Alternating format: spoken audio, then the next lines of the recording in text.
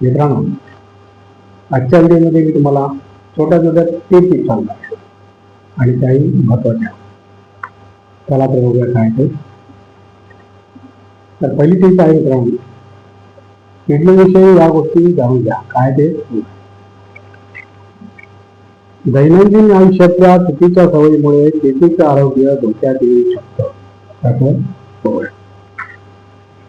प्रतियुक्त पदार्थाचं अतिसेवन किडनीला मारक ठरू शकतं. त्यातही आहारात लाल मांसाचं प्रमाण जास्त असणं किडनीच्या दृष्टीने घातक असते. लाल मांस जास्त खाऊ नये.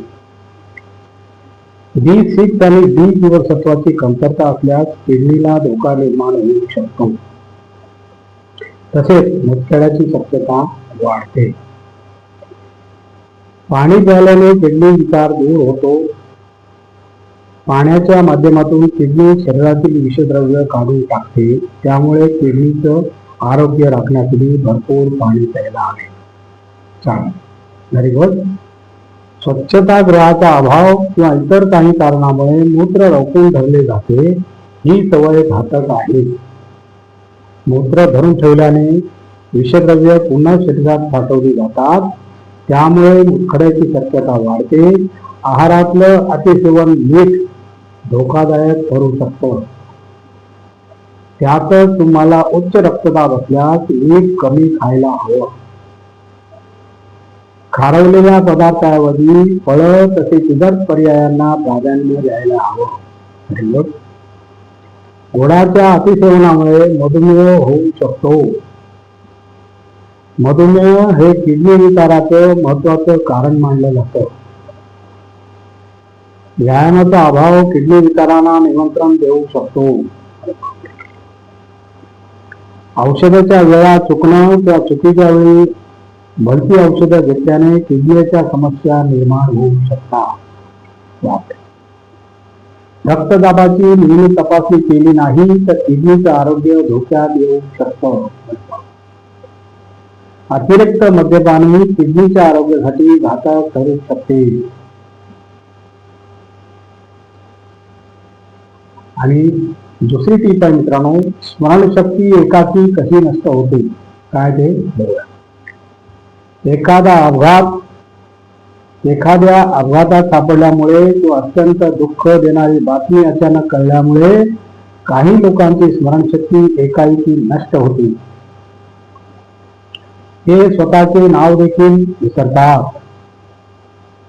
मानसशास्त्रात या रोगाला ॲम्नेसिया असे म्हणतात. हा रोग होण्याची अनेक कारणे आहेत.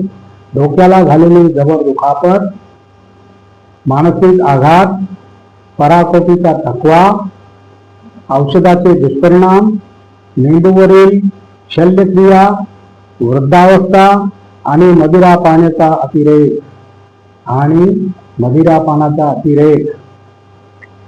ही याची काही कारणे आहेत. कारण कोणतेही असले तरी मेंदूवर होणारा परिणाम मात्र एकसारखा होतो. मित्रांनो, लक्षात घ्या, मेंदूमध्ये स्थिर असलेले चेतक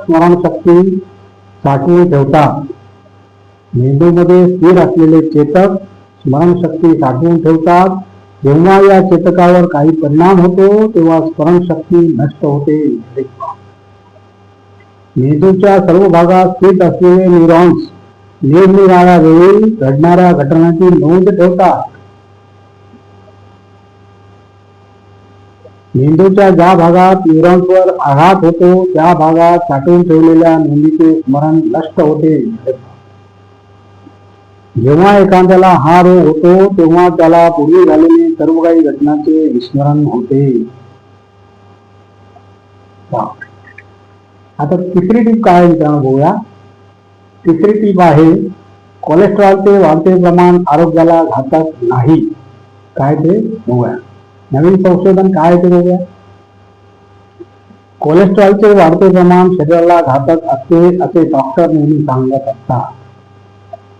त्यामुळे हृदयविकार होतो व हृदयविकाराचा झटका येतो असे सांगितले जाते.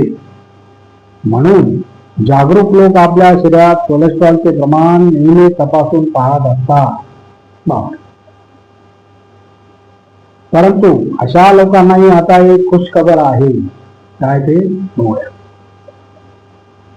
अलीकडे प्राप्त झालेल्या वैद्यकीय अहवालानुसार कोलेस्ट्रॉल हे मानवी हृदय आणि मेंदूसाठी तितके काही धोकादायक नाही. अरे वा. दी लॅन्सेट आणि न्यूरोलॉजी या आंतरराष्ट्रीय ख्यातीप्राप्त मेडिकल